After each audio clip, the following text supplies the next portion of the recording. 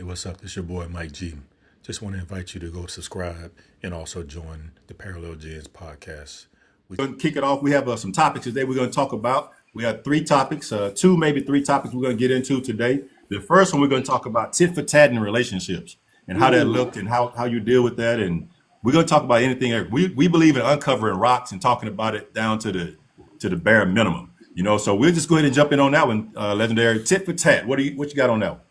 Woo, tit for tat, man. Listen, it's funny because a lot of the lives that happen outside of the podcast, man, we talk about it a little bit. So it's interesting that we get to to this point. But first things first, all right. I just want everybody to know, like, this is not financial advice. This is not relationship advice. This is X, Y, and Z. This is just us giving you our experiences and our perception and how we perceive as men. Just so you understand that, all right. I don't want to make absolutes or put everyone in the same category in a sense, all right? Just so you understand that. Tit for tat, it's tough. I'll tell you this, though. When it comes to that, right, the biggest thing that I feel like the problem is for our generation, today's society, is accountability. And I know we talk about that a lot, but I mean this in a form of tit for tat. So it's so easy to blame the other person and say, hey, I did what I had to do. You didn't do what you had to do. So it didn't work out because of you. First things first, it takes two people to be in a relationship. It takes two people to do things of this nature, if that makes sense. So the tit for tat stuff, let's just say for whatever reason, your girlfriend and boyfriend, and let's say that, we was planning to go to the movies. And let's say that I gave you a call and for whatever reason, you didn't answer. All right. It's a couple of hours later, etc. And then you give me a call. It was an emergency, but I don't know that because you didn't relay that to me. But then you give me a call, and I refuse to answer because I'm in a petty state or I'm in a emotional state to where it's like, no, I called you. You could have had, the time to call me and let me know X, Y, Z is going on, but instead you didn't. So now I'm gonna do the tit for tat. So since you didn't answer my call, I'm not gonna answer your call. Here's the thing when it comes to that. When you start doing that and you bring that into an adult relationship, it's going to go down here real quick. Okay? It's going to go down here real quick. So how would we combat that? When it comes to that, first things first is learning to compromise and putting aside your ego. Because that's really all it is. It's just you saying, hey, I already put in the effort. I'm not putting in no more effort. The other person needs to come in and do something. Because if not, then we just going to let bygones be bygones. And the problem with doing that is you might not see it in this one situation or this one relationship, but if you keep on that path, you will see that you're making it consistent to keep doing that from relationship to relationship. What does that look like? Now, you're going from relationship to relationship and they do this one thing or they do something that you don't like, you're going to do this tit for tat stuff. And then now you're going to consistently blame it on the other person versus you taking accountability and saying, hey, X, Y, and Z has happened. I'm an adult. I don't want to do tit for tat. This bothers me. Bring it up. We talk about it, and then we move forward. What you got, bro? Yeah, I love that you led with accountability. That's the biggest thing I think in the relationship is that, and you and I, we are 100% on board with this. There is no 50-50 in relationship. It's 100-100, and you can't get, because if you say you want 50-50, I want to know what 50% you want, so I'll give you that 50, that's what you want, but I'm all about the 100-100.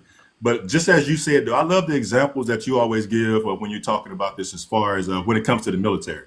A lot of things you do in the military, you can't have your cell phone on your side. You can't be by your phone 24/7. And sometimes you can't be around the phone for a week or so, and then people expect you to get back to them. And when they start, well, you didn't call me back. You should have called me back. I had something important to talk to you about. They understand that we out here defending America.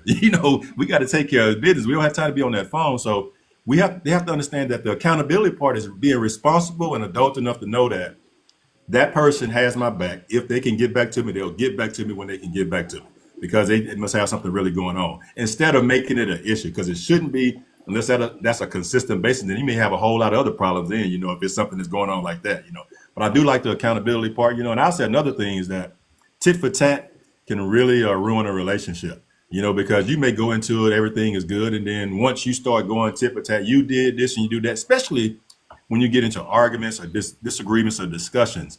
Well, back 2 weeks ago, you did this. But now we just talking about, I didn't take out the trash, but now we going 2 weeks ago about I didn't make the bed up. I have to left the toilet seat up. Let's deal with that at that time. Don't be going back and forth because that's just going to sabotage a relationship. And not only that, the communication is going to suck. So just make sure that you don't go tit for tat. Yeah, and adding on to that communication component, right? When you think about you getting into this phase, and I don't want to say phase, but you getting into this situation to where you've practiced and said, hey, you know what? I noticed for a fact that I've did the tit for tat stuff. All right, so now I'm going to practice to not do that. There will be signs and things that's going to test that. At the same time, right? Hold yourself accountable and be willing to get advice as far as receive it.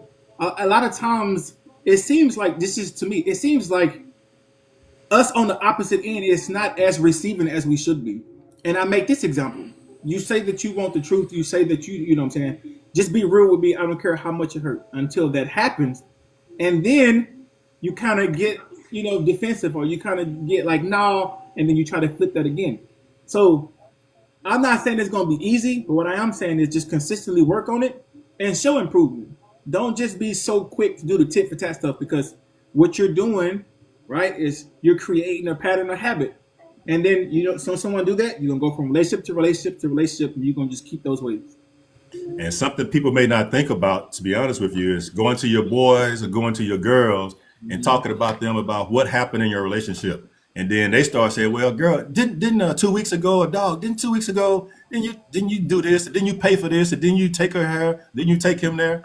No, don't get them involved in that. That's between you and your partner. And because they're going to be petty. They're going to be on your side. They're going to be petty, and you're going to be, thinking about that. And before you know it, you're going to be back by yourself, whether the male or the female. I'm not talking about any specific sex. The male or the female, you're going to be back with your boys and girls. You're going to miss out on something good. So always stay focused on you and that person. Don't bring in your information or the things you're going through in your relationship with them. Now, I'm not saying you can't ask for advice with someone that you trust, that you know they have your best interests at heart. But you got to make sure that you don't bring them in, because they're definitely going to take you for tit for tat. Next thing you know, you get in an argument and you trying to explain something that somebody else said that somebody didn't do. And that's awfully confusing. That's confusing me by even just saying it right now. So go ahead. Yeah. And the last thing I'm going to say on this is some people are genuinely ignorant to what it is that we feel like tit for tat is. So when it comes up, say something. Don't just sweep it under the rug. Don't just let it slide because you're like, it happened once, it happened twice. It's not going to happen again. And it's the way of how you present this information too. Don't just be so aggressive, like, bro, you a grown man, blah, blah, blah, bro, you're a grown woman. You shouldn't be, like, genuinely, I'm not saying baby them by any means. I'm not saying that. But there are ways to talk to people, because sometimes people genuinely ignorant to it. Some people genuinely don't know. So when it comes up, say something. Talk about it. Sit down, like, listen, I got to stop this right now. Let's sit down, let's have a conversation. And then you have that conversation. Versus you just being extremely aggressive and you just going off the realm. And then, that's how people get defensive. And then one thing will lead to another. And then now y'all done and y'all not talking to each other no more. And I'm all in on 100% open, honest communication about any and all things that go on in a relationship. And that's just another thing that you should be able to talk about as adults. It's always interesting to me that two people can come together. They all happy in the first month or so. Everything is going good. And then when you have that first disagreement, now everything is all messed up. Why can't we have that same energy when we're disagreeing about something and just talk about it? Because we should be adults. We should be able to talk about anything without someone being mad and going to bed and then weaponizing X or whatever, or not talking to somebody, sleeping in different rooms and all that. No, have that same energy. And if you need to talk about it with someone as far as that you believe they're being tit for tat, let's just talk about it and say it and get out of the way so we can go on and do our thing and be happy. That's facts. I definitely agree with that. All right. Well, I think that's it for that one. Unless you got something else for it. No, that's it. If you have questions while we're going through this, we're going to take questions at the end. We're going to open it up to questions. So if you have questions, go ahead and type them in the chat, and then Eyes and Lee, they will write them down and we will answer them in the order that we received them. If for some reason one gets blocked out and your question doesn't come up, just go ahead and repeat it. We're not gonna miss anyone. That's why we have them looking out for us and making sure they get the question so we don't miss anything. But we're willing and open to answer any questions that you may have about any topic that we talk about. And if you come up with something that we didn't talk about today, we'll answer those things as well. But we'll do that at the end. We'll open it up and we'll take questions at that time. So the next thing we're going to jump into is going to be talking about attention seekers and what that looks like in relationships and and it could be just friendships in general. What does that look like to you? So, all right, brother, you can go ahead and jump on that one. All right, attention seekers. Just what it sounds like, right? And then obviously there's some underlying things to that. Right? Some people seek validation from other people to kind of gauge how good and or how bad they are at something. That makes sense. All right. So the problem with that is you don't understand self-worth. Got to be careful with that. In my opinion, it feels like you don't understand your own self-worth because you seek validation from other people. The problem with that is, depending on how they see you or how they perceive you, you're going to take that and run with it. So for an example, let's just say that you did something as far as something out in the public. And then let's say that someone comes up to you and they say, hey, what you just did right there, even though you feel like it was a good thing, but what you just did right there was horrible. And now because they told you that, you kind of take that and run with it, and then you kind of lose all hope, or you lose all kind of motivation, or you get into this self-pity state because you're seeking attention or you're seeking validation from other people. On the more so, like, when you're seeking attention, in a sense, you got to understand, like, anything that you do for yourself is not enough. You need other people. You need to be in the spotlight. You need to be the one who's everyone is focused in on. You need to be the one that's like, hey, this person right here is the one that's going to do X, Y, and Z. If you need anything, you need to go for that. But again, the downfall of that is you actually rely on other people to where it seems like you won't be able to get your own self-gratification on the outside of that. Now, when you talk about kids or you talk about people that rely on you and you attention seekers in this aspect, you got to understand there's just going to be times to where you have to say, hey, whatever I'm doing is enough. The biggest problem that I see outside of, the actual attention seekers is we kind of, in a sense, look at other people's lives and then kind of gauge how good and or how bad that we're doing. And for the most part, it just seems like when you need that type of validation, it's just not going to be good for the long run.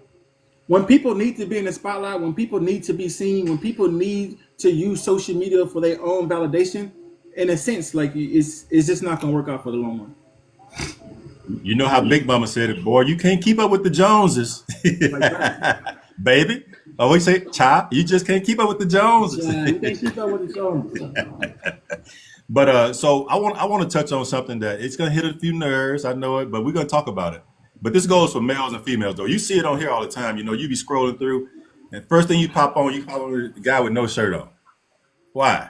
Or how women dress. And I'm not saying anything is wrong with it. Don't get me wrong, but I'm saying, though, that what kind of attention are they really seeking, male or female? It's not just about the women. It's not just about the men, because there are things there's a thing that's called self-respect.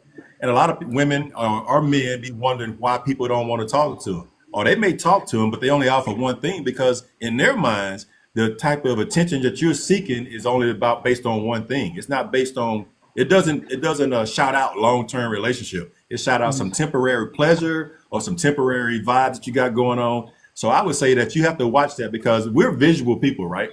Men are. So when we see a woman, and I'm just giving you my opinion about it. I don't judge anyone, anything like that. But if you're half dressed, what does that say to me when I see that? Is that someone I want to take home to mama? Do I want to take her home like that? Or if a guy's on here with his shirt off, and when a woman sees him, and I don't know this to be true, I'm not a woman, I'm just saying what my opinion is that do they want to take that person home to their mom or their dad? Probably not. Now, if you see someone that's dressed nice, a nice shirt, nice clothes or whatever, then that's a different story. And I'm not saying it always works that way. I'm just saying, though, that when we see that visually, it sets up a perception of what you're trying to do and what that means to the people that are looking at you and what you're trying to do.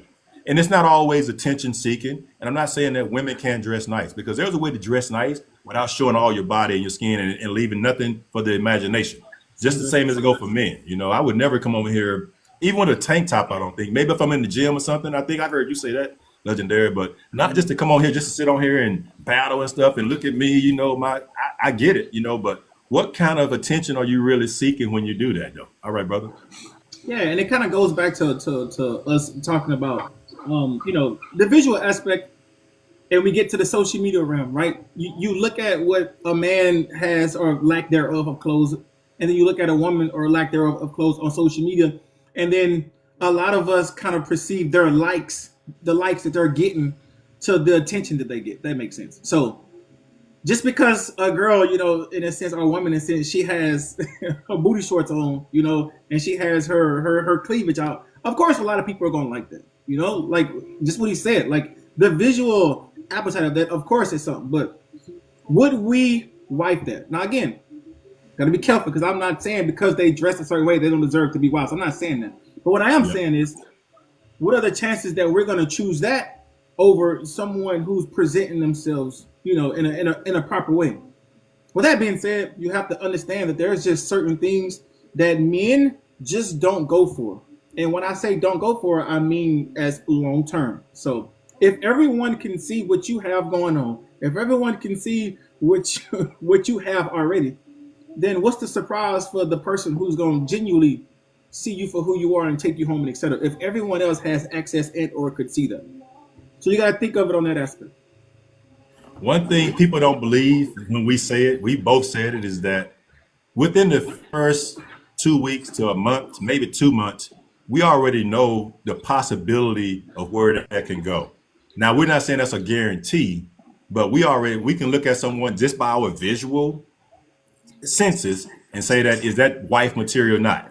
Not that that's an absolute, but I'm saying that we normally form that opinion and decide whether we want to take that relationship, what direction we want the relationship to go. I know that up front, because you can just sit back and just watch someone and you can tell, so that's just the impression that you get. I mean, half the women that I see on here, especially the ones that are battling for the coins and things like that and trying to win battles, I wouldn't be interested only because I think of their mindset. It's not because I think they're bad people or anything. It just wouldn't be my cup of tea. That's all.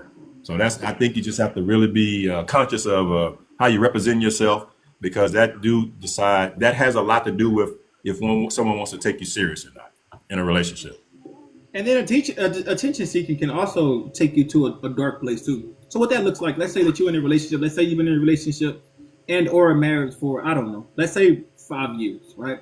And then out of the blue, you're just like, dang, I wonder if I still got it. I wonder if I still X, Y, and Z. And I know the first thought today is like, you shouldn't be thinking that. Again, I'm not justifying anything outside of it. I'm just giving you an example. And then you start seeking validation, or you start seeking attention just to see if this didn't work out, what were my options, or what would it be like on the outside? You start posting stuff, subliminal stuff here on social media. The likes and stuff start skyrocketing. Next thing you know, okay, what I'm saying, you slowly kind of sliding, or you slowly kind of easing out, and you justify because, you equating all these likes to all these people who want to do X, Y, and Z to you. So you like, hey, in my relationship, I'm not getting fulfilled in a certain aspect. So you're using social media, or you're using attention to get filled in different areas. And then you slowly but surely, you drifting away. So just be careful when it comes to that as well. This is what I say to the men out there. Don't get complacent. If you have a woman, whether a relationship, marriage, or whatever, and she's getting up every day, leaving the house looking good, or if she's staying at home and you come home, she's looking good, you got to give her flowers and her roses, man. You got to let her know that you appreciate her taking care of herself and looking good. You got to be the one to be her biggest fan, because if you're not, it's going to be somebody out there that's going to be trying to be that fan. And, you don't want to leave that door open. So you can't never get complacent, no matter how long you've been together. And then they shouldn't get complacent neither. But I'm talking to the men, and also it's something that you should talk about. Like Legendary said, don't start seeking that attention outside the house unless you're willing to be by yourself, because that will happen. You're going to run into somebody out there that's trying to give you those roses on the outside, trying to mess up your good thing. But men, if you have someone that's doing what they're supposed to do, let them know on the daily. Don't wait till Valentine's Day to do that. Don't wait till their birthday to do that. Don't wait till Christmas or whatever. You got to be doing that on the daily. And it don't have to be a whole lot. It can be, hey, babe, I see you looking real nice today. So I appreciate you. I appreciate you taking the time to look nice for me, and also representing this household well. I appreciate that. So I appreciate you looking out for our family. And I'm going to try my best to do the same. But men, We need it also, though. Don't forget Boy, about us. You know what I'm boy. saying? Come by, hit me on the Duke sometime. Let me know you looking at it though. And even if I don't have a whole lot, just make me feel like I have a whole lot of it back there though. So. But anyway, yeah, just don't forget to make sure you represent and make sure that you are holding up your queen or your man, your king, and making sure that they understand that they're looking good. And and just realize though, I'm gonna tell you right now because I'm on this side of it now. Everybody, I'm talking, okay, not everybody, nearly everybody is going to gain some weight at some point. So don't be too hard on people when they gain a little weight, because once you get to 60, yeah, it ain't easy getting up going to the gym every day. You be want to, and you can say what you're going to do at your age now, but just get there. I was that guy. I was that guy at 20, 30. Man, why they can't go to the gym? But hey, it gets hard sometimes. So all I'm saying that whatever you do, make sure it's representing the family, making sure you're upholding each other. Man, I love that. I don't want to switch the topic, but I love how you say represent each other, especially when we're talking about significant other or even girlfriend or boyfriend. You like when you go out in public and you really represent each other, like genuinely speaking. And this is my only problem that I have at times. Me personally, I don't understand when you catch your partner doing X, Y, and Z, or you catch your partner, or you catch him or her in the act. You mad at the people that they messing with. Like, you need to be taking that out on the people right there, the person you in a relationship with. That's something you need to sit down, you need to talk about, and you need to discuss. I never really understood going to the other person outside of us and taking my revenge or vengeance out on them and then giving no leeway or no type of repercussions to the person that I'm in a relationship with. So when it comes to you representing each other, that's something that you shouldn't take lightly. On the flip side of that, this is for man and woman. Like when you come home, there's just times to where you're gonna be tired. There's gonna be times to where you're not gonna feel like doing things. It's gonna be times to where you just exhausted, and that's okay.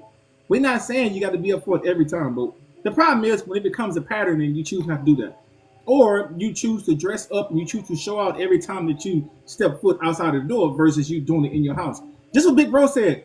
We visual. We want to see you look nice too. We're not saying that you don't look nice naturally. We're not saying that.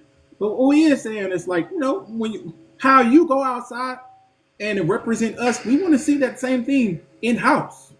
So listen, just what he said. All right, it goes both ways. But if you want to walk around in the house looking all crave, allow us to crave you in the house too. There's just things that you should just be doing to ensure that we're always on the same page. And if anything seems off, if anything feels like, it's forced or anything like that, you sit down as adults and you talk about it. And then you figure out, and what we always say, you compromise some way.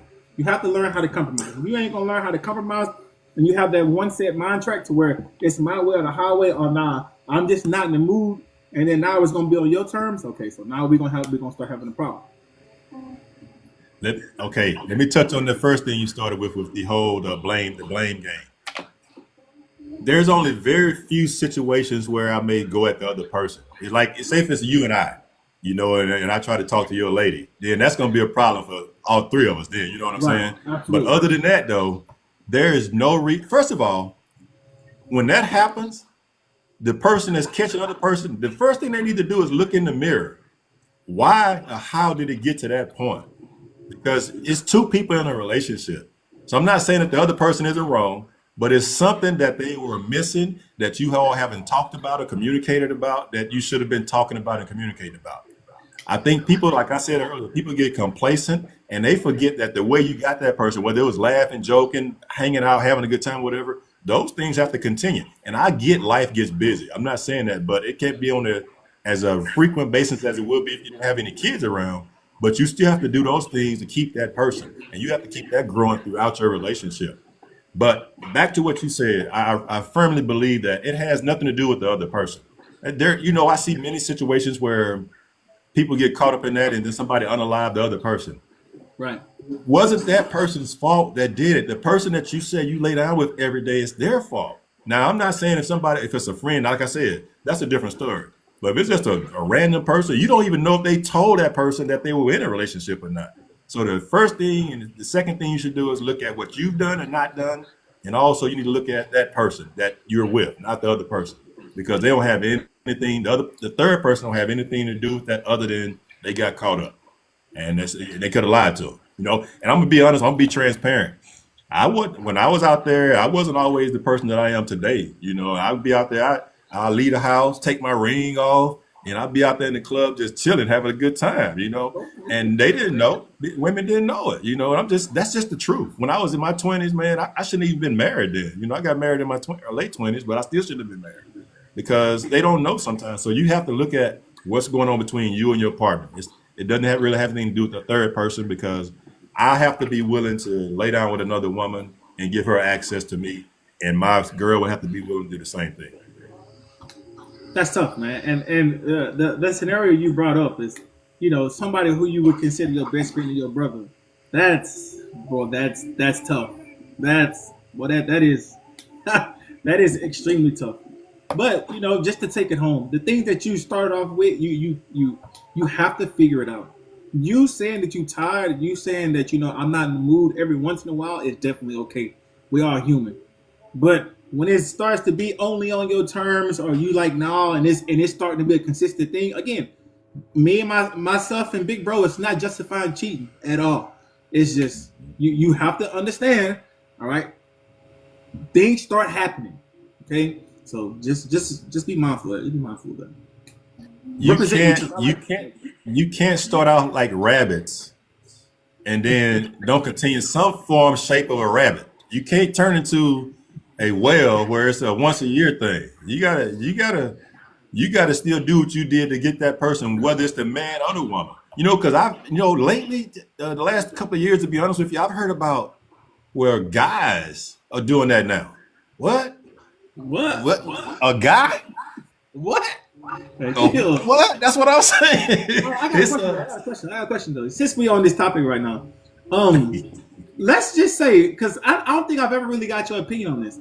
Let's say that you into a relationship and the other person, the woman, she says that she's celibate or she's waiting until marriage, and you like, okay, I'm gonna respect that wholeheartedly. We could be in a relationship. In your own opinion, outside of the respect aspect, could you possibly see a problem with that? If so, what would it be? What the implication? And on top of that, where's the compromise in your own opinion? It's tough. You know why I say it's tough, Legendary? Because I've heard this before. And if you have someone that you're with that's not already abstaining, has never had sex before, and then they have 2 kids, for instance, why now do you have to say you want to do it? And I get it. You want to save yourself till you get married, but you don't have this. I don't look at you the same way as I look at someone that's never done it before.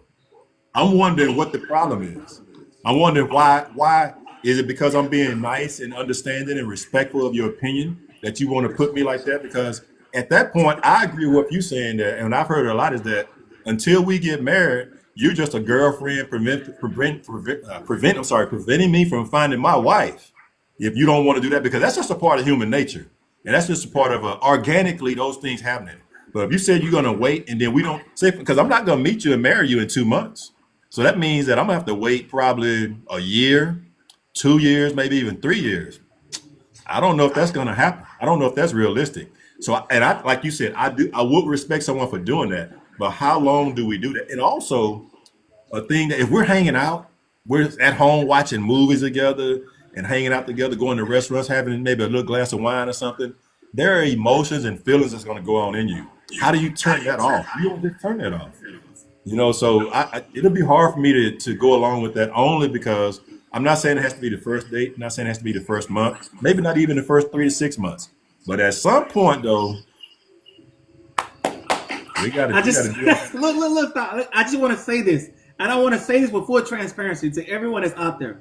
I promise y'all the topics that he and I are discussing, we never discuss this particular situation. I say that to say this. When people say all men think X, Y, and Z, and then men tell you how we really feel, and then there are some women who still twist that narrative. Now, I say that to say this. Myself and the Big Bro has never talked about the conversation we just had. and the answers was very similar, if not the same. So this is what we mean when we say when women in a sense kind of tell men how to be men, and then a man kind of tell a woman how to be a woman. Like you need to listen to the people who that gender. You listen to the ones who's living it on a day-to-day basis. I just find it funny that you genuinely that's genuinely what I would say. Like 1,000%. Yeah. But with that being said though, what if you know for a fact that your significant other is doing that, right? Waiting for X, Y, and Z, and then you slip out. And then you slip up. What will be the next course of action, or what is everything out the window now, or like in your opinion? I know it takes two to compromise that or talk about that, but in your opinion, what would happen? You asking if they're making me hold out with them, would I go out somewhere else? No. She's making you hold out, and then you know what I'm saying, you Netflix and chill, and then y'all two end up X, Y, and Z. Y'all two end up doing it. How would that change the narrative? Like, would you go back to it, or would you like all bets are off, or like how would you feel about that? There's no going back. Let me say that. Set it up front. There's no going back. Because you can't, hey, look, this is like, let me give you this analogy right here. This is like giving you a little Debbie honey bun. You've been on a diet. And they say that, I say, I'm gonna let you eat this one honey bun, but we're not eating no more of them. Man, if you give me that one, why I gotta wait then? What's the purpose of waiting? I wouldn't even think negative about it, but I will say that you can't give me a little bit and start doing that and then say, nah, because now I'm questioning your ethical desires or your ethical behavior, why you were even doing it in the first place. Because that doesn't make any sense. That wouldn't make any sense to me. It changes everything. And the next time it comes around, if you say no, I'm gonna be looking at you crazy like, okay, so this is what we got to do. We got to sit down and talk about this because we just had an amazing experience. And now you're saying that I got to wait another 6 months to a year to do that again. That's a sign of things to come in the future that I don't want to be a part of. So you know what though? I'm gonna humbly buy out of this relationship. I care for you. I wish you the best. But I don't want to go through that because that's just a sign of what's going to go on in a relationship. And that's not the most important thing, but that's the culmination of things that happen in a relationship, though, on a day-to-day.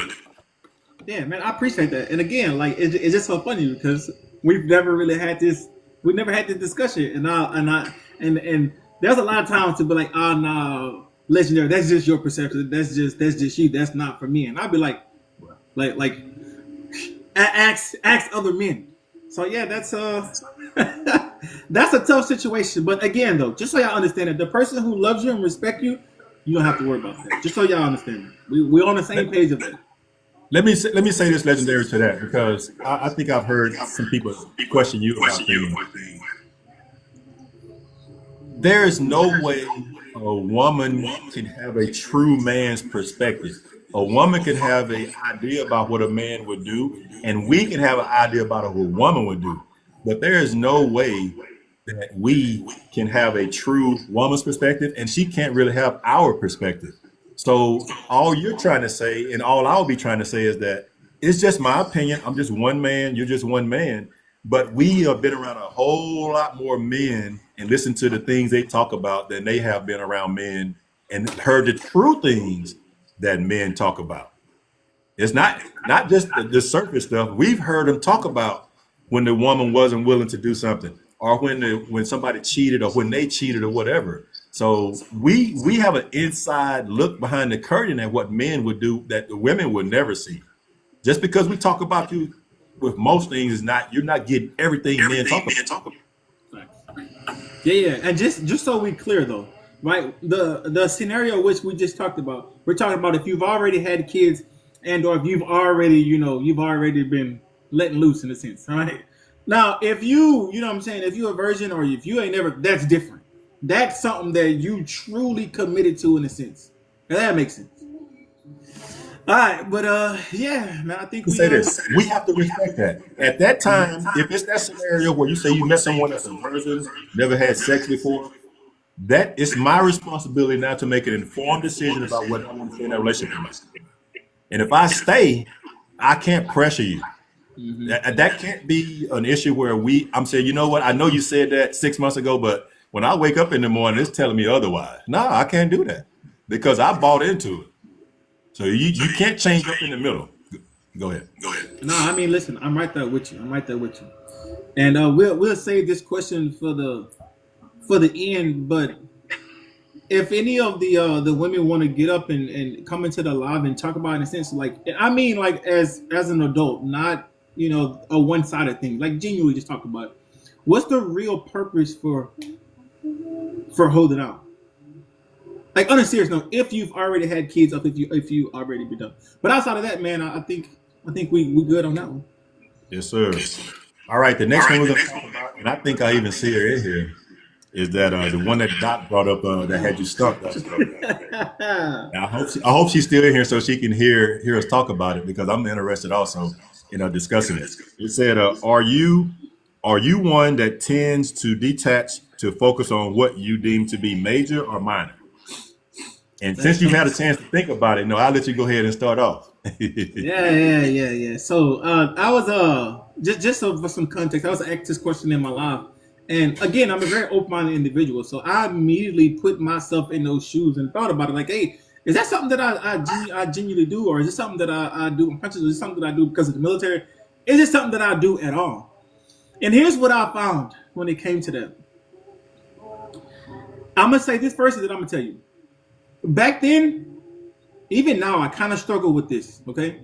But when I felt like things was insignificant or things was small, I didn't bring them up, which is why now I preach, in a sense, to bring up the small things.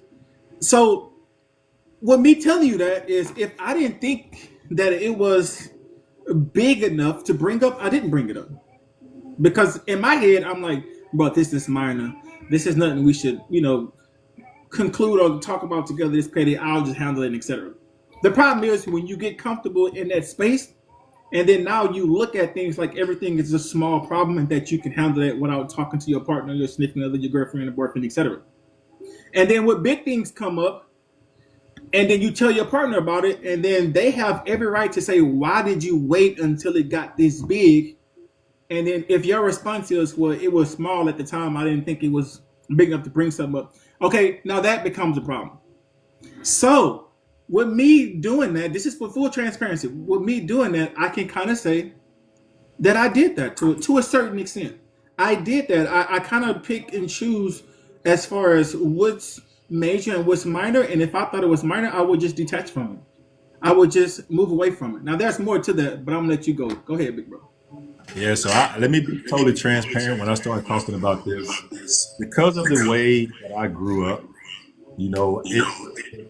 I did detach, and it probably caused some issues in communication in my marriages that I was in, because I didn't talk about a lot of things, because a lot of times I looked at, I don't, why is it echo? Is it echo? Yeah. I don't hear echo. It's in the, I hear it on my end for some reason. You want me to mute myself? I can't mute myself. Try that. Yeah, try to mute that and see if it works. I can't mute myself. You can't? I can't, no. All right, I'm gonna keep talking. Sorry about the echo. But anyway, the way that I grew up and the things I learned, I always thought about conflict, whether minor or major, would lead to abuse. So for me, I had to really get some help with dealing with that. Swipe down. What? Swipe down from the top of the screen, then come back. Swipe down.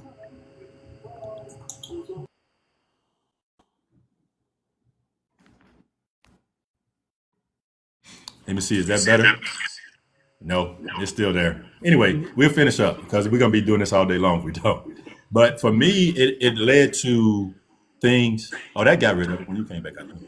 But it in my mind, it would lead to abuse or something like that, because I went through that as a kid. But I recognized that probably in my mid 30s, and I went and talked to someone about it. I'm being totally transparent right now, because I thought I needed to, because I recognized that I did that a lot. And to this day now, there's no big or minor thing that I'm not willing to talk about. I believe in open, honest communication about any and everything, no matter how big or small. There are a lot of things that are really not, no matter what it is, outside of adultery or abuse or something like that, that I think is even a conflict. It's just communication between two adults that you're having. That wasn't always the case for me though. So yes, I don't look at big or small anymore. I just look at whatever comes up. We talk about it and move on from it. I don't believe in not talking to people because we have a difference of opinion and things like that. I can't say that I'm totally comfortable all the time because I do think that sometimes people take it to the nth degree when you're disagreeing, and it may lead to conflict. But I'm gonna talk about any and everything. There is nothing that I will not discuss, no matter if I think it's gonna be something that the other person won't like or dislike. So I used to be that way, but I learned I got some help. To be honest, I did. I got some help for it because it was major in my life, and I would shut down and detach in a heartbeat, and it was nothing that person could do about it. But you know what? You know what I really realized. Thinking about it now is just I didn't know how to properly communicate, and there's no other reason outside of that. It was just I didn't know how to properly communicate what I was feeling, how to bring it up, and I let all these other things kind of deter me from bringing it up in my past relationships. Well, that being said, though, I can definitely see, like, this is just me being genuine. I could definitely see how I specifically chose different avenues of approach to get out of certain situations or not even bring them up because of my own selfish thinking, of my own selfish habits in a sense, because it was more so of like, oh man, I'll just figure it out. It's too small. I'm not going to worry her about it. I'm going to just figure it out. And I don't want to stress her about it. I'm going to figure it out. So it's like I created my own justifications for a reason as to not bring it up. But in the end, on the long run, you can definitely see how those small things become big things. And then now it's like, why didn't you bring this up? And then the first thing or the only thing that I can say was, I didn't think it was an issue. I didn't think it was this, or I didn't think it was that. So that being said, moving forward, obviously, right? This is something that we've dealt with in our past. It's something that we've dealt with in our previous relationships. So listen, we've already did the learning experience for you. All you have to do is just take heed. No matter how small, how insignificant you see things, if things bother you, say something about it. Again, how you talk, how you bring it up makes a big difference too. I'm not saying be soft. I'm not saying be timid about what you're saying. Stand firm, say what you believe, and say how you want to say it. But at the same time, remember though, that's your partner. It's the person you say that you care about. So talk to them about it, right? Sit down and lay out conditions. Listen, I want to bring this up. This is me just being forthcoming. I don't want to argue about it. I just want to have a good conversation about it so that we can understand what the end goal is. And then you bring it up. There's no need for you to start yelling and screaming and doing all this. And now I got to be defensive again. I'm not justifying it, but that's just what happens. It brings us back to the main topic. Now we started that tit for tat stuff. Yeah, let me say this is that this is one of the most important things I talk about when I first meet someone is about open, honest communication. Because without that, it's not going to go anywhere because people are going to be surface level and you don't really get to know someone. So I say that up front that I'm going to be open and honest. I want you to be open and honest with me. And that's just organically, it comes up in you when I first meet someone. That's not something I was like, okay, I want to be open and honest. No, it comes up organically in the conversation and our get to know phase. That way that person knows that and I give that person her idea that we can talk about anything. But I just don't want our attitudes to change because we disagree about something. That's the only thing I don't like.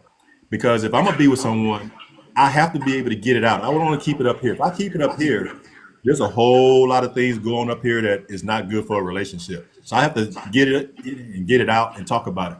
So that's something that's one of the first things that we talk about when I meet someone is that we have to have open, honest communication.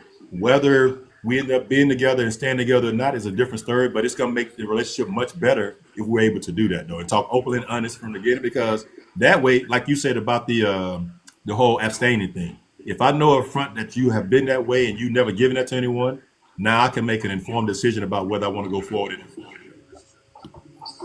And if people say they care about you, how they say that they care about you, they'll do their best to figure out the solution so that it won't happen again. They'll do their best to ensure that they more understanding or they create that safe space for you to consistently bring it up. If you bring up an issue that first time and someone immediately get defensive in a sense and then they're like, you know what, I'm done. I'm done with this, or y'all just stop talking after that. Well, now you already knew where they stand in. If that makes sense. So in a way, you can be like, oh man, this sucks. You know, we could have did it this way. But on the flip side of it, if that was to be the case, then now you know that truly wasn't for you anyway. With that being said, though, this is something that I don't. I imagine we're done with this or not. You have anything more about I'm that? done with it. Yeah, I'm good. Okay. So I don't want to switch this up. Just so y'all know, but I have something that I've been saying because I've been saying this on the live, and now since you hear it from another man's perspective, I just want to get your thoughts and your opinion. All right. Again, for full transparency, this is not something that myself and the big bro has ever talked about ever. Just so you understand that. All right. What I like to say, all right, and I feel like like after you finish talking, I'm gonna back up my thesis a little bit. So I say that women pick who they sleep with, and men chooses who they marry. What's your thoughts on that? Do you feel like that's truthful? Do you feel like it's not truthful? Do you think there are extenuating circumstances? How do you feel about that? Women choose who they sleep with, men choose who they marry. Okay, so I'll say this about that. Just hearing about this for the first time is that I think, in a general sense, yes, there are times where it may not be the same. You know, because we don't deal in absolutes on here, right? But I think overall, I can't decide whether I have a sex with a woman, but she can decide whether she's going to be with me or not. Who I'm sleeping with. So then we do choose most in general who we're going to marry. A woman cannot decide. She can decide that she wants to be married to me, but until I say yes, we're not going to be married. So in a general sense, yes, there are outliers where I may, it may be a little bit different, but I think, yes, overall, that's true. Again, right? I just be saying that because like when I said it, a lot of there are some women who is just like, no, that's not the case. Like there are some men who dictate that too. Again, just like we said, we're not talking about absolute, but I also gave this example. Let's say that myself and another woman in that situation, we in the bed, and without me giving you anything else, someone out of the group says, "Hey, you know what? This is too much. We got to stop." Who do you think said that? The man or the woman? It's the woman. Why? There's very few men. Well, like I said, it's changing a little bit now for some reason, but there are very few men that's going to say no to being intimate. That's not going to happen most of the time. So it's going to be the woman most of the time that she's thought about it, and whatever reason she has, she said, "Oh no, let's stop this. Let's hold on." And I can tell you a story though. I met this young man in my job, and this is why I learned the power of no. The power of no means no. He came in to see me, and I worked in public health, and we were talking about it. He said, "Man," he said, "Sarge, I wish I had listened to it." I said, "What do you mean by that?" Because we had to do an interview with him, right? So what do you mean by that? He said, "Yeah, because that young lady told me no probably 10 times, and I was persistent. And you know what he was in there to see me for? That he had that drip drip. But if he had listened to her, he wouldn't have never been in that position." So what I'm saying is though that when a woman says no, we have to believe that, and we have to stop. You know what I'm saying? Because that's what she really wants. That's her feeling. The problem comes though is where she's saying no, but she started taking your shirt off and she started pulling, whatever. So if you mean no, mean no. That's all I'm trying to say. Somebody's well, not for real though. That's funny. But yeah, again, like I like that. I just like, what I'm saying, hear another man give their own perspective about it. But yeah, absolutely. Other than Don't send mixed signals. Definitely that. But other than that, though, I think that's that's pretty much it. If you want to conclude and open it up for questions, by all means. Oh yeah, let's open up. But I saw Doc. So everyone, no disrespect.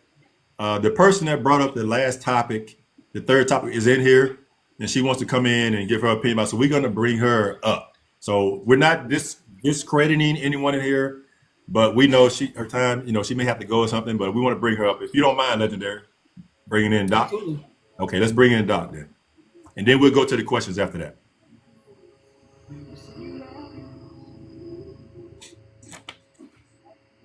Good morning, ma'am. Morning. What's Wait, can we up? make Doc big? Can we make Doc big? Put me on up. Yeah. No, no, it's okay. Big box. Make her big. Lord, it's early. Go ahead. Listen, first I really did. I want Lord, oh my God. So I really did want to say thank you, gentlemen, for your transparency because I think you came from different perspective. Mike G, giving your perspective, like you said, like you dealt with some things, but you also sought the help, and then Legendary saying that you realized that you did it in a certain capacity. But at the end of the day, you guys will move a little bit different at this stage and age in your life, which to me that expresses like growth. So I just love it. I see things in people, and then I often wonder, are they aware that that this is something that they may be doing? Because especially when you live stream, sometimes you talk in a way and present in a way to where you do that, but it may not be something that you do in real life. But if it is something that you do in real life, it can have an impact on your relationships. So I definitely love to be able to present it. So I appreciate you guys taking the time to address it and actually think about it. So that's amazing. Thank you. Is it okay that I talk about the abstinence thing? Of course. Go ahead. So I wanted to share this. I have practiced abstinence because for me, at my age, I'm a good 47. I have practiced abstinence because for me, it is about my mental and emotional well-being. It's very important to me. So although I've been a woman that's been married, I have kids and all these things, it's about the deep, meaningful connection. So when I connect with you, it's very intentional. I'm on this stage about like emotional intimacy over just the physical aspect. You get what I'm saying? So with that, if I decide and choose that you're my person, I'm not going to wait to marriage, so I don't do the whole celibacy thing. But if I decide to choose to give myself to you with that decision, it's a conscious decision that says I'm making the right choice. And here's the key thing for me as a woman. If I make that decision, I won't have a regret if something doesn't work out. That's the important part about the mental and emotional well-being, because I understand that when I give myself, I give a part of myself away. So I have to make sure that I feel good about my choice and I don't feel like somebody is taking my choice away. So I wanted to explain that. So thank y'all for your time and putting me in the big box. Yeah. Thank you for coming Yeah. up. We appreciate your opinion, Doc, because that's all we're trying to say is that it's okay to do that, but stick to your plan of why you're doing it. Don't give mixed signals, and one day you doing it, then next thing you say, oh, we got to stop doing it again, because that's a crazy talk, So Wait, Doc, wait, That's Doc, crazy. Doc, Tough wait. word. Why I got you here? I kind of have the same similar question that I have for the big bro, but since I can get it one perspective. All right, so let's say that you are practicing that, right? And then let's say that you slip up and you do that with your partner. Is all bets off, or do you go back to that, or from your own experience or your own perception, how would you proceed forward? Outside of If the there's a capacity- slip up, I would Well, talk listen, about it. Look, outside of the capacity of you saying that you won't do it unless you have that emotional and spiritual connection, etc. Well, to be honest, if there's a slip up with me, then there is a connection emotionally. That's true. And we need to own that. And I think that there's where the communication has to come through, that I do feel that connection with you. I need to own that.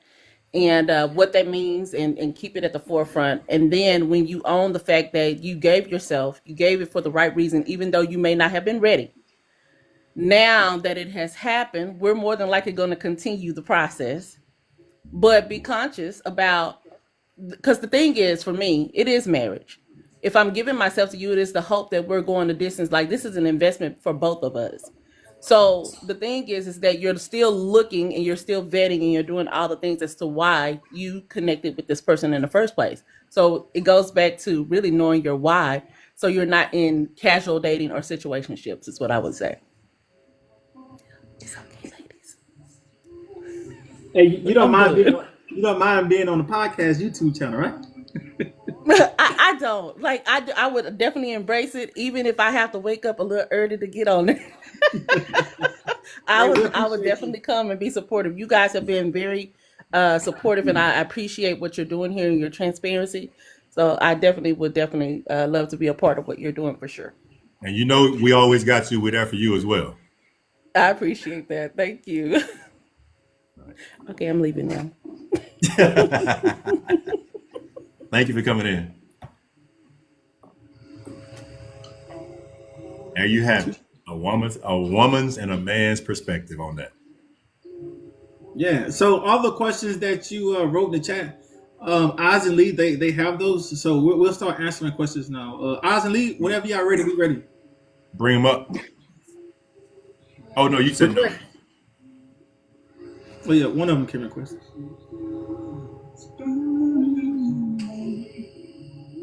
We're both. Good morning. What's up, Lee, Lee? how are you? I'm good. The first question was, how long should a gentleman be willing and able to wait for his abstaining partner? Yeah. So just what Big Bro said, right? When you in that situation, right? This is something that you don't delay to bring up. You bring that up when you first starting off. And the biggest takeaway that we want y'all to understand is if you are genuine or you serious about that, you bring it up to your partner and then you allow him or her to make that sole decision for themselves. Hey, I respect it. You know what I'm saying? I want to give it a try. I'm gonna respect it wholeheartedly.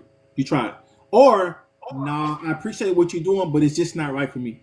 The problem is the two problems. The problem is when you don't give them a choice, right? And you kind of do what Big Bro said, like you kind of lead on, then lean back, and lead on, lead and then lean back, and or in a sense you giving these mixed signals. So it's very important that you are intentional in that aspect before you continue forward. I agree. You talk about it up front, and you don't leave no stone unturned when it comes to that, because that's a big part of it. You don't want to be on two opposite ends of the spectrum when it comes to that decision, because that's a big decision. And if you're not honest about your intentions, then that's a misleading thing, and you didn't give that person the opportunity to make an informed decision about whether you want to go forward or not.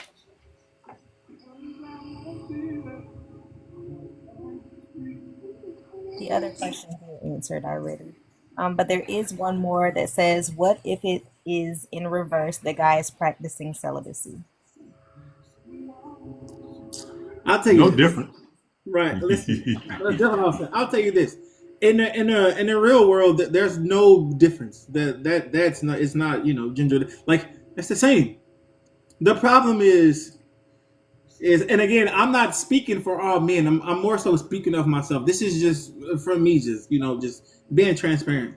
When it comes to that situation, it's hard for once a man allow himself to get in that aspect or that space. In my own opinion, it's a lot harder for us to stop than you stop.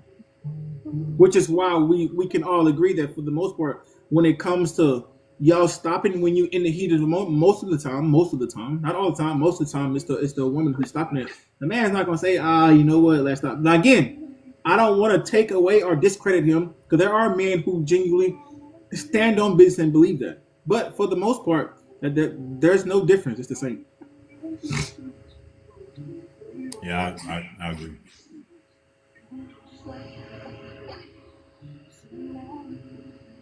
No other questions at this time. Anyone else have any questions? Anything you want us to talk about that we didn't didn't further indulge in that you would like us to?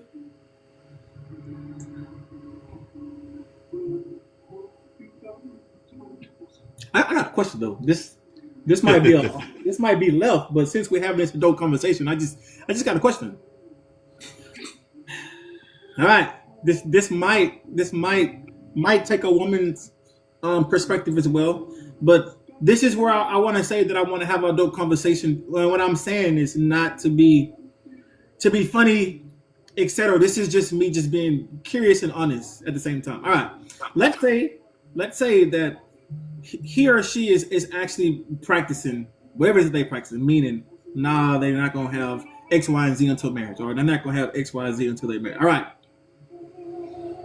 What if they are pleasing themselves in that aspect? Would you still say that that's the same thing, or would you say that that's different, or what happens? What space is that? If you say I'm not gonna let anyone else do X, Y, and Z to me, but you don't mind doing it for yourself, what What category? What is that? That's tough. Because if I see my partner doing that, it's gonna mess with me because I'll respect it, but I'm wondering what's wrong with me. You know what I mean? Why can't we be together if that's what you're doing for yourself? You know, and I get it. That won't be for everybody, but that's just what goes through my mind is that if you're seeking that enjoyment by pleasing yourself, why can't we engage together then? And I understand about not performing it with someone else, but that's basically what you're doing when you're doing it by yourself is pleasing yourself, though, in my opinion. Right. So it'll be confusing to me, and it's something that we would really have to discuss and talk about it because I would have to understand that and just figure out what the issue is. And I get what the surface issue is, Right. but it has to be more to it than the surface issue is just I'm doing it or not doing it. You know what I mean? So that's something we'd have to talk about and have to have an understanding about because I don't know if I would be I don't know. It'll be tough for me if you're pleasing yourself and I'm sitting right there. I'm willing and able. You know what I mean? Somebody want to come up with this? Doc asked a question about. She said there's a difference between abstinence and celibacy. So I'm not sure if she wants to come back up. We can bring her up. Yeah.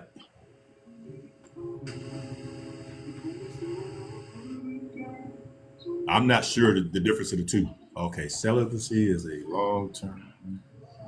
Lifelong. Look, not you reading out loud. Hey, chill.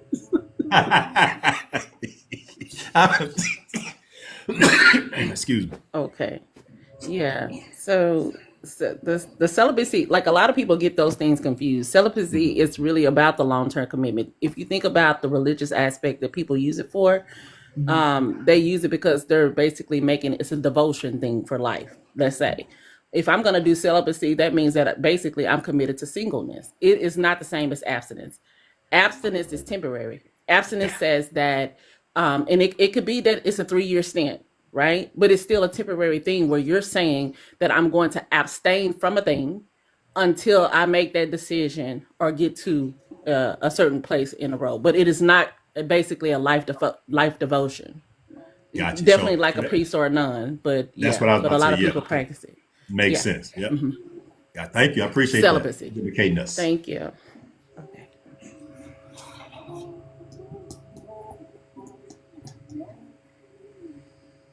Oh, Simon, you had asked that earlier. Did anyone want to come up and talk about the part about women come up to talk about holding out? Yeah. If anyone wants to come up and give their version of the reason as to why they hold out, but we're talking about after you've already done the do or after you've Yes. already had kids. In a sense. While we're waiting for someone to come up, there was a question in the chat. Oh, someone's here now. Hey, welcome in, Auntie. How you doing? Awesome. Thank you so much for having me. I appreciate you. Blessings and grace to everybody this morning. And also thank you guys for your service. I'm Navy, go Navy, beat Army and Air Force and all them other folks. I know you lied. Oh, you have a parachute? We about to drop you. No, I'm just Look, joking. she won't even believe that. I'm just playing. Go ahead. I can swim as long as you drop me over the water. I'm that's- good. That's right. Okay. Well, anyway, kind of one of the things there was a couple of things that I wanted to respond to. I know we were talking about the self-pleasure thing, which biblically, we know that sex is sex. You have a certain way, but when you take away the connection with another person and yourself, you're pleasing yourself, that eliminates that emotional connectivity. Yeah. And you're supplementing the original plan that God has for man and woman to come together. And that defeats the whole purpose and allows you to then say, hey, I'm good. I got myself. I don't need this other aspect. I don't have to have, a man, or I don't have to have a spouse or a partner because I can love myself. I can please myself. Well, guess what? Your shortcut is the long way around because you're taking this one aspect and you're providing an artificial remedy for something that wasn't intended to be that way. And so that to me is it's a shortcut, and it's also a cheat. It robs the other person that you're intended from being able to connect with you on that level, should that be where you all decide to go. But the one thing that I kind of wanted to say that was before this, when we were talking about people's decision to do this, to abstain from having intercourse or from being intimate with a partner, is the trust aspect. Like for us, we know from as a woman's perspective, there's a soul tie. We give a piece, just like Doc was saying, we give a piece of ourselves. A part of our spirit latches on and holds, and that's why things change when we become intimate, when we have sex, when we have that connectivity with a partner. That makes things go a little loopy. You go a little left, especially if you're in a situation where you're not supported, you're not protected, you're not covered per se by said agreement or by mutual agreement that, hey, I got you. I'm a safe space. I'm not gonna just hit it and quit it. I'm not gonna be that guy that's just all good and all in there up until the time we do we have that intimacy. And I don't want to say do or use these terms, because it is what it is. We got to say what it is. If I have sex with you and then you ghost me, or your countenance changes, or then that's an issue. Biblically, you had Absalom who lusted after his sister Tamar so much. This is his sister, like his everyday sister. He wanted to have her, whatever. He ended up raping raping his own sister, and then he cast her out like she was nothing, because once that desire, that physical desire was satiated, it was like, okay, I'm done. I'm good. I mean, the brothers took care of him on the back end, but still, that don't really make a difference. The whole thing is that we, as a woman, having that confidence and having that being able to rest that you have me, that you're my safe place, that you're my intimate place, that I can come to you and I can be in the soft girl era, today, even though I'm taking care of business, doing other things. I can be soft with you. I can be vulnerable with you. I can be intimate with you. And that also, that's a big barrier, I think, a lot of times, to people being able or being willing to be intimate, especially when there are so many unknowns and there's that question mark. Is this guy my safe place? Am I safe with him? Will he be okay with my stretch marks? Or is there something, something that I'll be rejected for as soon as this part is over? If that makes sense? It makes sense. You muted, Big Bro. Yeah, thank you for sharing. We appreciate that. Oh, I want responses. I mean, gentlemen, y'all talking all this stuff. Let's hear it back. Run it back. No. From a woman's perspective and how you just relate that, yeah, that definitely makes sense. Especially when you're talking about creating that type of safe space for them, and then accepting them for life. A lot of times though, it's just as a man, right? We're only gonna do what you, in a sense, kind of allow. Now, I don't want to. Obviously, there's gray areas. That's more to that, but when we think about that, right? It's a lot of times it's like, are we doing it for the right reasons? So what that looks like, when we talk to a girl, we trying to get with a girl, just like we said earlier, like we automatically categorize women. And when we say that, like, we this is gonna be somebody we just want to just X, Y, and Z with. It's gonna be somebody we see as friendships. It's gonna be somebody we see as boyfriend and girlfriend. It's gonna be somebody we see with, we're gonna bring home to the family and or possibly marry. So with that being said is just because we categorize you in that aspect, it don't necessarily mean that you're gonna stay there. So some men use that to our advantage, right? And unfortunately, that's the case when it comes to us telling you what it is that you want to hear, just so that we can get to the destination, and then after that, it becomes a change up. But with that being said, though, you just have to understand in that aspect, it's important for both people to just sit down and just talk about those things, especially when you're talking about moving forward.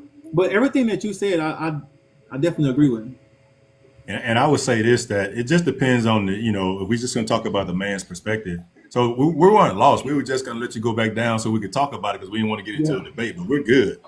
I think we're both well versed in dealing with women and things like that. But I think that There are men that's going to do that. There are women that's going to do that, you know. So, but speaking from a man's perspective, that happens though. It does happen. And I'll say right now, I've been there when I was younger, you know, where I saw something I wanted, I said all the right things, and I got what I wanted, and then I was done. I mean, that's just the truth, you know. But at this ripe age now, though, I take that very seriously. I respect a woman's opinion, and I like that if someone has the morals and the values to be monogamous with me, then I'm going to give them that same respect. And that's what I believe in. Thank you, gentlemen. And I mean, a healthy debate is good, and we definitely don't want to go back and forth. But I mentioned that thing about the safe space, Okay. and it Yep. being, and that's something that a lot of us. I know you were talking about before. Thinking that there's a consequence, a negative consequence to being open, honest, or being vulnerable, and any discord would lead to a negative impact, which of course is going to drive people away. They generally gravitate towards pleasure and flee from pain. But that safe space aspect is in your grown man era, big man era. How do you cultivate that, or is it even are you cognizant or conscious of creating safe space, and what does that look like? Because a lot of women don't really know, Oh yeah. what that looks like, and how to move forward and trust that. Can you Okay. speak to that?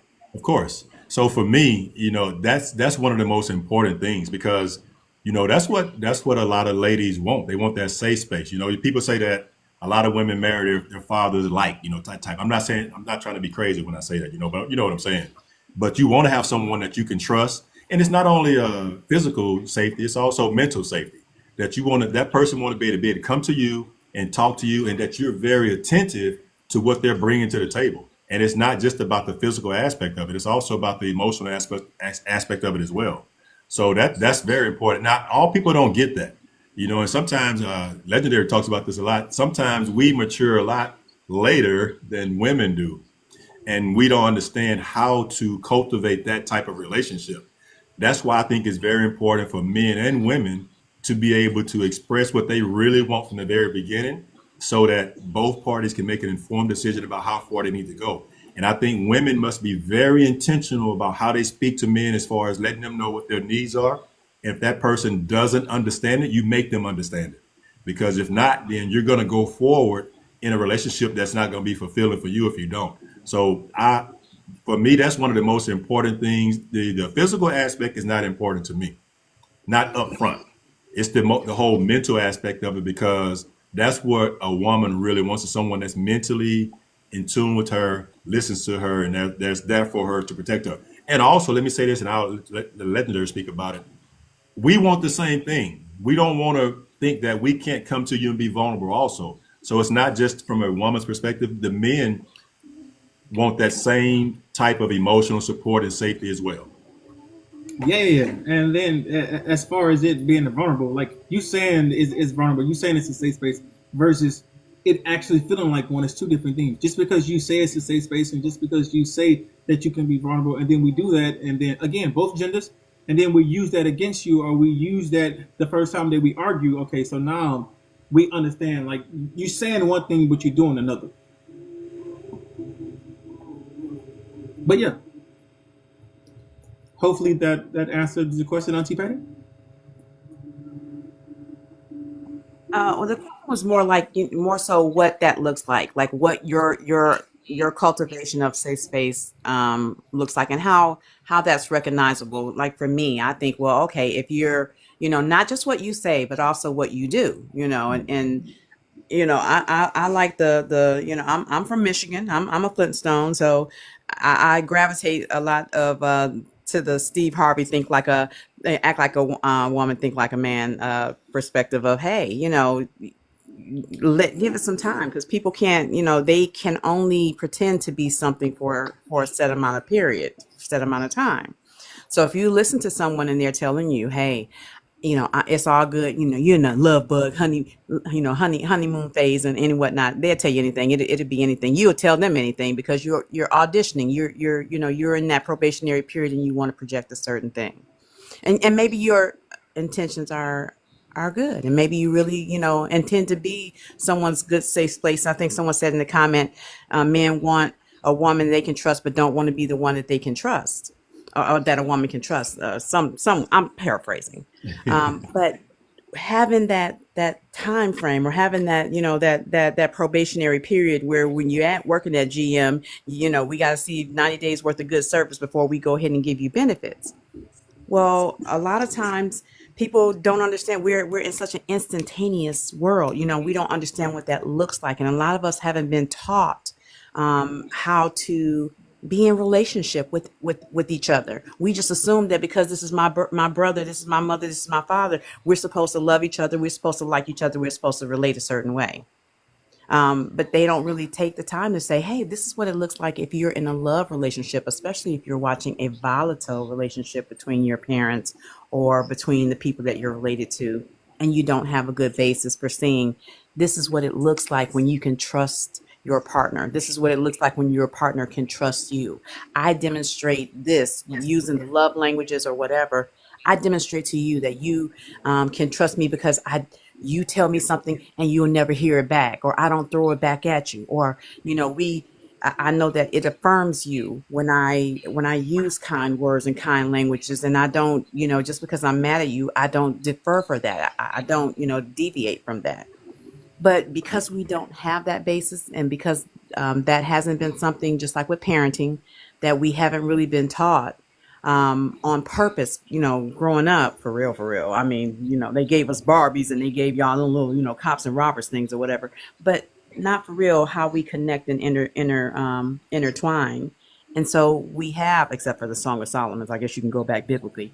But what does that look like? How do you purposely convey to your partner? What clues are there, or what stand 10 toes down can we look at and be like, oh, this is what this is. This person is signaling to me that I'm safe in his presence. Does that make sense? Yes. I'll tell you what. Just to simplify this, right? So, when it comes to that, the most important thing is for you to learn your partner and listen to your partner. You can't love people how you think they should be loved. They'll tell you how they want to be loved. Listen to them. Get out of your own way, because you're so used to being loved this way or this way. Your partner will tell you how they want to be loved. Love them how they want to be loved, not how you think that they should be loved, in a sense. Yeah, and for me to add to it is that, like I said before, it starts with open, honest communication, and then it's going to take time to get to what you're saying, because I can say what it looks like, right? But until I show you that, that's just words. So what I mean when I start talking about open, honest communication, that's laying the foundation for you being able to see that. Now, there are many different things, whether it's my commitment, my follow through, and things like that. But just talking about it is not going to probably convince someone like yourself. And I say, yeah, I'm the man. I'm going to be here for you. But me just talking about those things doesn't mean anything to you, because you need to see it, because you've heard so many times before someone come into your life and say that they were that person and they didn't end up being that person. So that's why I can give you a lot of different things the way it looks like, but it's going to be individually based. And that's why we talk about it. And I figure out what you mean by that when you say that. And then I figure out whether I can do those things. And then I can tell you, so yeah. So I hear that you've been hurt. I hear that you've been lied to. I hear that you've been cheated on. I can promise you that for me to provide a safe space for you is me making sure that I don't do those things to you, that me follow through and stand on those things and be that person for you, if I think it's value in us going forward in a relationship. So I think it's hard just to put a label on and say it wraps up into all, but I think it's something you achieve by having open, honest communication with the person that you're talking to. Amazing. Thank you, gentlemen. I appreciate your time.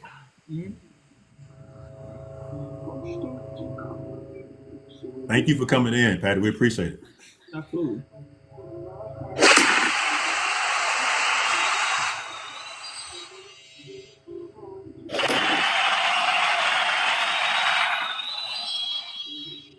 That's wild.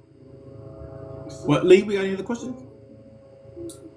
There was a question in the chat that said, how do you know when a woman truly loves and respects you? From a man's perspective, or is that what you mean? Yes.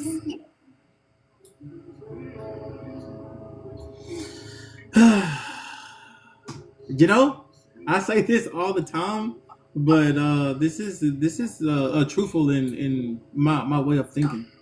Someone can tell you whatever they want to tell you, but you putting it in action, you making me feel it, you showing me on a consistent basis, you doing the small things right, you being firm, you taking care of home, you taking care of duties and obligations. You understand the significant role that you play with us moving forward. Like it's easy to just say that, but when you do it, it just feels different.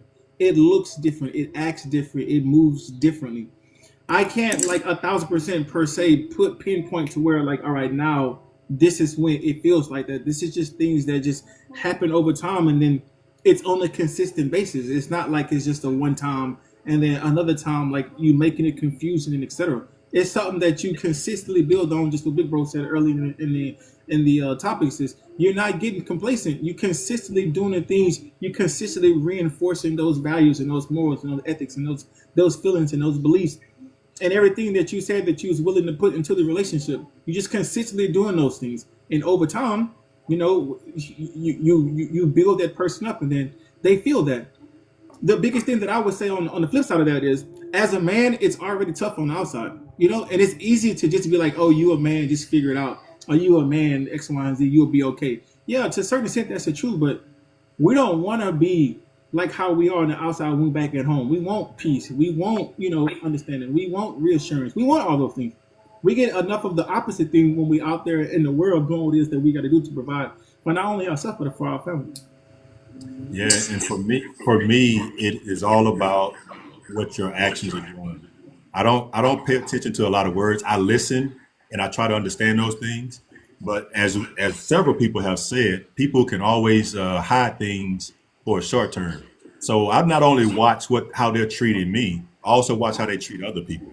Because it's easy to be perfect for me, but when you don't think I'm watching, and then you're treating someone in a negative way of being nasty to other people, I'm gonna be that same person one day when I do something that you don't agree with. I'm gonna be that same person when I tell you that I dislike something or I have a problem with something. So I watch those things as well. This is not something that you figure out on the second date. This takes time to build this up. But it also, for me, the first few days determines whether I want to go forward and trying to go through that time period to get there. So that's how you start building it up and you get there. Now, how can you tell a woman that loves you, once I'm married or once I'm in a long-term relationship, that woman puts my interest first and I put her interest first. And that's how I can tell she has my back. I also can tell that when we have a disagreement about something, she is not mad at me. She's not weaponizing the good. We just having adult conversations and dealing with things on a adult basis. And I know that if I want to go to her and cry, I can cry without her making me feel less than a man because I'm crying and showing emotion, because we are emotional beings also. It's just that it's hard to pull it out of us sometimes when we think that it's going to be used against us.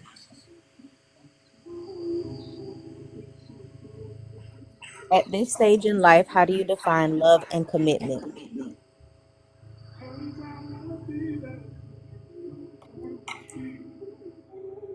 Yeah, love and commitment, man. Like love is it's not conditionally based. You know what I'm saying? Like it's unconditional. It's through thick and thin, death do us part. It's you figuring out ways to consistently move forward, to consistently compromise, to consistently put the needs above everything else, etc., for the betterment of your relationship moving forward. Now, some people could kind of equate love differently because it's not, a same exact thing from person to person. But if you go around and you ask people who've been married or who genuinely in love, long term, they'll all give you different answers, but it's along the same lines of what it is that they feel towards each other. So if I say that I love you, right, I'm not gonna just say that. I'm putting it in action. What that looks like. Hey, if you say that you don't like something, right, we're gonna sit down and we're gonna talk about it. If you say, I would prefer you not to do this, we're gonna sit down and we're gonna talk about it. It's just anything that could potentially have a puncture in our relationship. Hey, for the betterment of our relationship and the way that I love you, I'm gonna dethrone all those things and ensure that I keep my promise towards you, my obligations towards you. And I can say this: love is not conditional. Love is conditional in a sense that you're doing anything and everything you can to make sure that person is taken care of and they're doing the same for you. And also, love should not hurt neither. Love should not hurt. It shouldn't be. It's not shown through abuse. It's not shown through neglect. It's not shown through holding out. It's not shown through gossiping about your spouse or whatever. Love is love. Period. And I'm gonna say something at the end that blow y'all mind about love and in love too, because I know y'all are gonna disagree about it. Go ahead, Doc. Thank you for coming back in, Doc. So I didn't want to miss the fact that so many people were talking about the safe space, and they kept bringing up the fact that the safe space is for men. But when we're talking about relationship, it can't just be for men. However, I did want to express that when it comes to the safe space, it's very important for me as a woman, listen, that we know how to create the safe space. So you're absolutely right. Because our men typically do not have that outlet. They don't have that place to be able to go to basically render their voice. So it's very important for them to have that. But in the same token, in that is healthy exchange, meaning that that's where we show up together. We have a healthy exchange of conversation. Nothing in that space goes outside that space. And this is where we can really be vulnerable and build each other up in that space. So people need to utilize the space correctly. So that's what I wanted to share and make sure bring clarity to that. Thank you.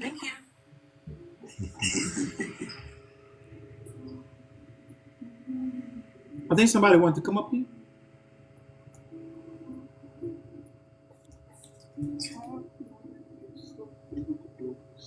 Miss V's Sweet Temptations. Oh. Hey, welcome in. How you doing?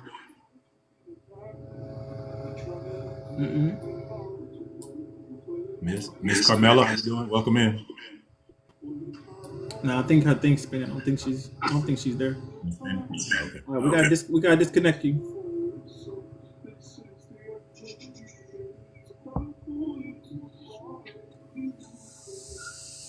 Yo, What's up? How you doing? Welcome in. Good how you morning, doing? fellas. How y'all doing, man? Doing well yourself? Two questions. First question. What are your thoughts on you provide a safe place so that the other can practice their safe space so that when you walk out of their life, they still got a safe place? So in a sense, showing them or allow them to feel what a safe space looks like and feels like. Well, it's different. The place is the boundary where they can be safe. Kind of like when we go to the playground as a kid. There's a boundary where we can play, but we can still be a kid and play.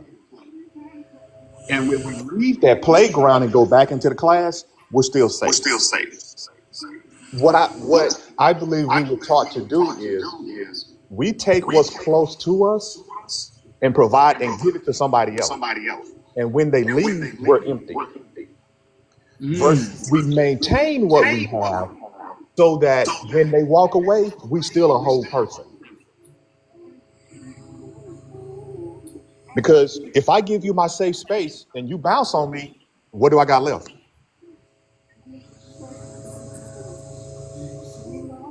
Yeah. I think for me, Duran, if I'm giving it to you, I'm giving it to you with the understanding that that's a possibility. You know what I'm saying? And that I have to protect me, and I protect me inside the relationship and outside the relationship also. So I'm not giving it, and no one can take it from me.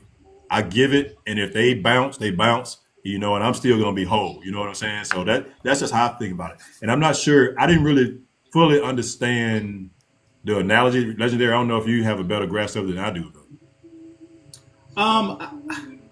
Yeah. So how I look at that in a sense from what he just said, the only thing that I have that I'm in a dilemma with is me going, even though I gave that person my safe space and I leave, I'm not gonna have it. Is that what you said? So I'm sure. What I'm saying is, it's your space. And if we want somebody to provide a safe space for us, for me personally, I'm not right, I'm not wrong, then the question comes up, am I safe with myself? Because I'm asking somebody else to provide what's safe for me. But when somebody provides, I'm sorry, go ahead. No, I was gonna say I think it's just being vulnerable to the other person. That's all. I don't think it necessarily has to do with the safe space or not safe space as far as going long term. But I think that you're just being vulnerable to that person because you're giving them a piece of you. That's what I would think it is. Okay. For me. Okay. But And but now I kind of get what you're saying. You're saying it's my space, so why can't I make it feel like it's I should be comfortable there versus someone forcing it in a sense. exactly. Yeah, that's tough. When I meet a woman, the first question, like they always ask me, what are you looking for in a woman? I want to know how you love yourself. Because the way you love yourself, the way you talk to yourself is 9 times out of 10 is the way you're going to respond to me and treat me. But the And only that's her sick. And then vice versa. The same thing goes for me. I have to be, I have to know how to love Duran as a husband and as as a man in a relationship before I can even go outside and do that with a woman. Because the way I treat myself, I'm going to treat her the same way. the Because only like, problem I'm sorry, go ahead. yeah, the only problem that I would have with that is me telling my partner what I like, and then she's open as to change, if that makes sense, and then vice versa. So just the same analogy or the same thing that you said. Let's just say that I choose to move forward, but before I choose to move forward, I say, well, are you willing to grow? Are you willing to change your perception? Are you willing to change things for the betterment of my relationship? That's different than just saying, hey, I'm stuck in my ways. You can take me for what I am, or you can leave. Okay. But what if you stuck in your ways of having unconditional love for yourself? Is that a bad thing? No, I mean, I don't think that's a bad thing. How I could don't it? think it. If you Yeah. love yourself, I think you in a better place. Exactly. So if you have I apologize. When we practice unconditional love for ourselves, is it easier to practice unconditional love for the other person? I don't think that's an absolute though. I think it's just person to person, and it just comes to a point to where you can you can offset each other, but in a positive way. So if I know that you're struggling in this aspect, it's my job to uplift you in that, and then vice versa. Okay. Okay. Okay. I I like think I that. think we're just trying to mix the two together, but I think each partner's safe space is their safe space, and you bring those two together to make a fruitful relationship. But if you leave me though, I still have control of my safe space though. You don't take that with you. You may take parts of what you learned from me, but I'm not going to give you that kind of control over me being a happy person, me being a positive person, anything like that, because I know that I control how my safe space is taking care of me, if Okay. that makes sense. Yeah, it does. It does. I love that. My last challenge is this because we were taught words that may not be applicable today. The one that challenges me a lot is give. And the reason why it challenged me because words are powerful. For me personally, when somebody gives me something, I don't respect it as as much as when I've earned it.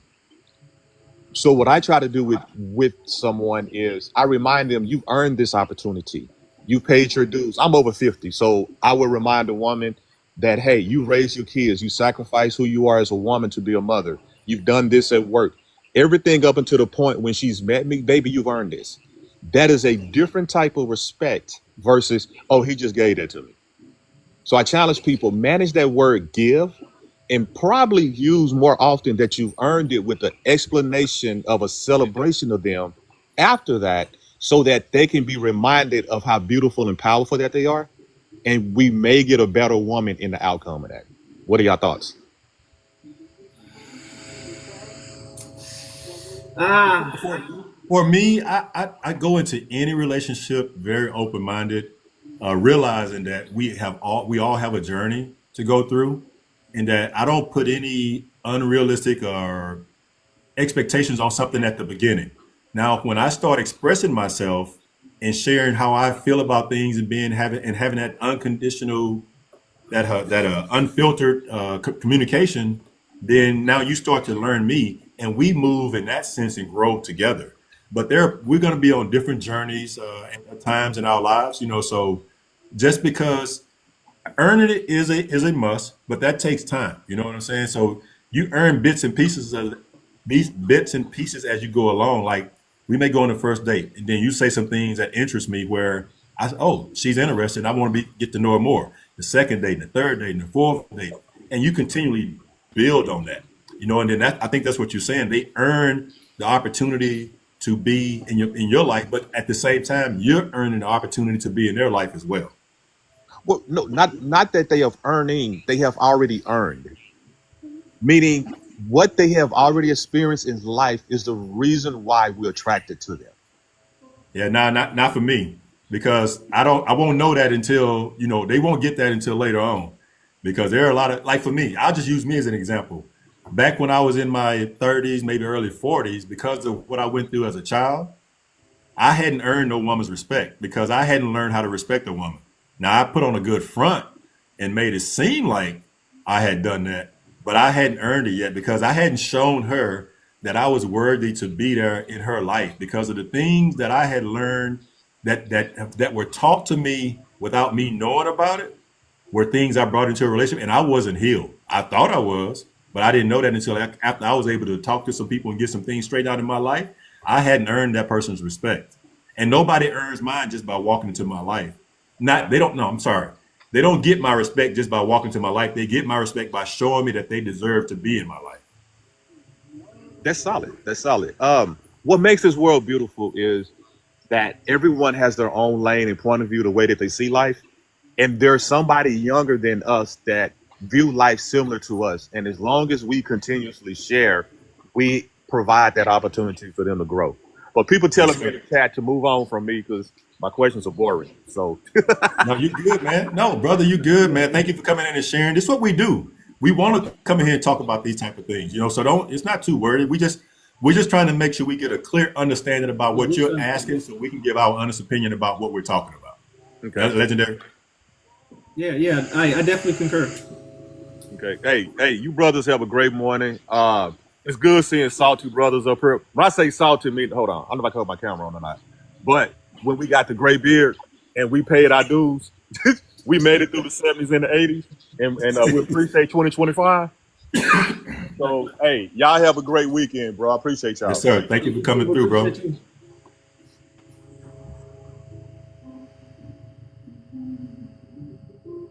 There was a question in the chat that says, "What's the best way a woman can support you emotionally?" The best way that again, right? So this is the beautiful thing about women and how you think. This is a top tier characteristic that y'all have. The mental agility to get things done and not just a one track mindset. Like for men, right? We see a problem, we attack it. And again, I don't want to categorize all men, but for the most part, we see a problem, we attack it. But for women, when you see a problem, you have different avenues of approaches to figure out how to get there, but different ways. Which is why it's important for a man in a relationship to not make those decisions without coming and consulting his significant other. What that looks like is, hey, I got this going on. I'm coming to you. I need to know how you feel about X, Y, and Z because I feel this way. And then you say, if you move forward, well, this could possibly be the outcome. But if you do it this way, this could possibly be the outcome. Or if you change this up, you can get this done. Or if you add this, you can go this way. If that makes sense. So that mental agility that women have, and that is very needed when you think about a man having that one track mindset when it comes to figuring things out. That really hits on something legendary that we talk about. The whole concept of biblical concept, right? Of how they say the woman submits to the man. And I think both of us totally agree on this. That has nothing to do with a woman being a step stool or anything like that.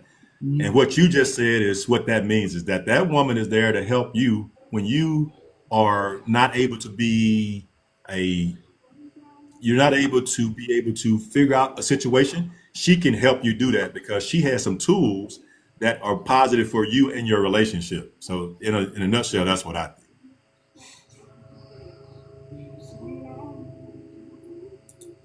No other questions. I saw somebody else wanted to come up. Or was that it?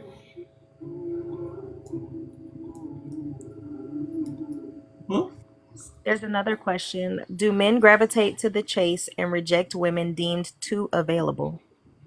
Hold on, real quick. Hold on, real quick. We'll answer that. Just I had already. What up, Mo? What's going on, bro? What's up, my man? How you doing, Mike brother? Key in the building. What's up, legend? What's good, bro? Miss How Lee, you how doing? y'all doing? All right.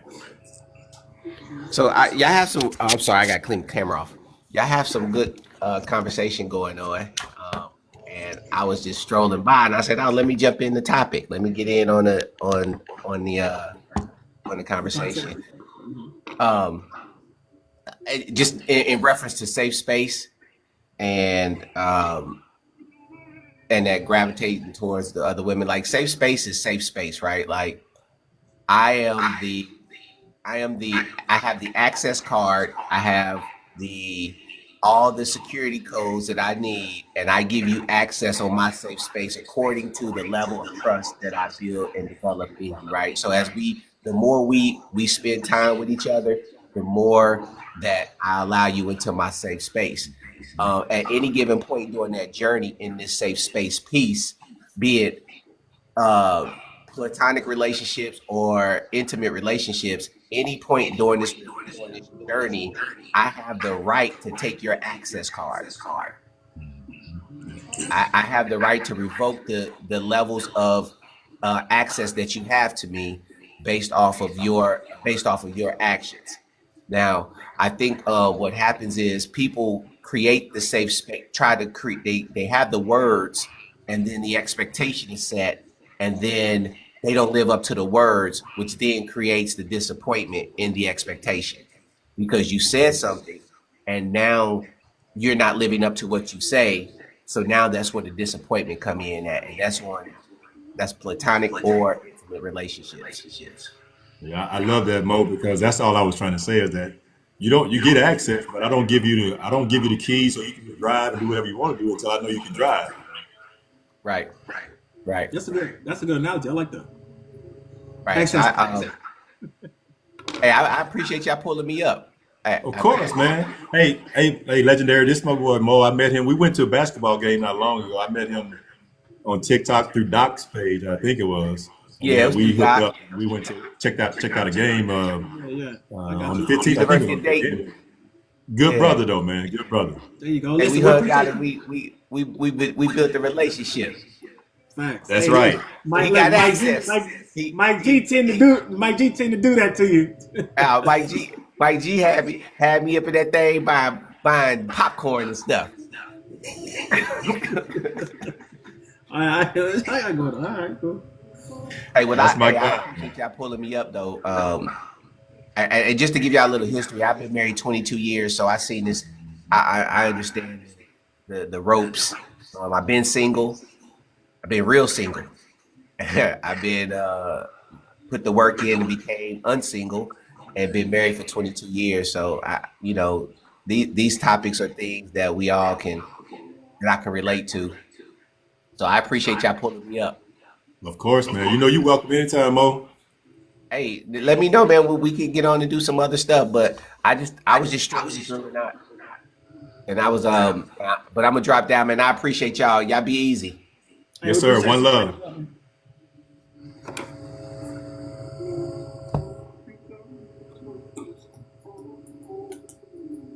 Mike G, you're a popular guy, ain't it? Hey, man. I love people. You know that. I'm not mad at you. Lee, we got anything else? Do men gravitate to the chase and reject women deemed too available? Do men gravitate to the chase and reject women that's no?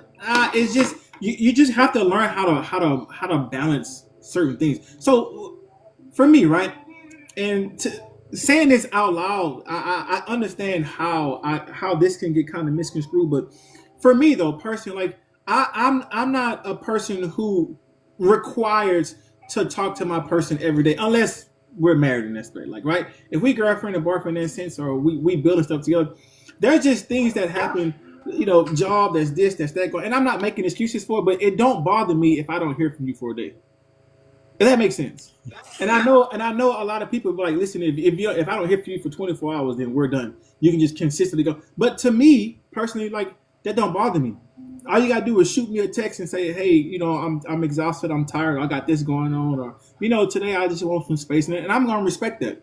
Outside of my wife, outside of your husband, in a sense, of course you're gonna need those daily things. But when you think about, or when I think about me communicating on that aspect, I'm not the one personally. I'm not the one that needs to talk every day. Is it good that we talk every day? Absolutely. But if we don't, it's not something that's going to be a deal breaker for me. Yeah, so to go back to that question was that I think that's possible. I don't think that's an absolute. I think that's going to just be a situational thing that, men do chase. And then once they think, this is just a general sense. It's not all men by any means. But once they think a woman may be out there too much, then they tend to, they could possibly tend to shy away from that woman thinking that she may be out there doing too much. I don't agree with that. I think that if it's someone you're interested in, you don't shy away for that reason alone, because, and we talk about this a lot. Would you rather have someone that's experienced or someone that's not experienced? And then if they're experienced, you don't question how they got the experience, because you're gonna reap the benefits of the experience. I'll leave it at that. Yeah, and then chasing, in a sense, is without it sounding like a tit for tat. But chasing is one thing, but feeling wanted on the opposite end is what we require as well. We still want to feel wanted. We still want to feel like it's not one-sided too. We love to be chased also.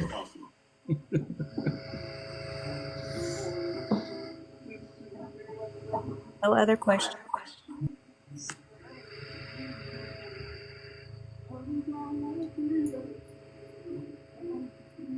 I like that, Doc, pursuit and desire. That's nice. Yep.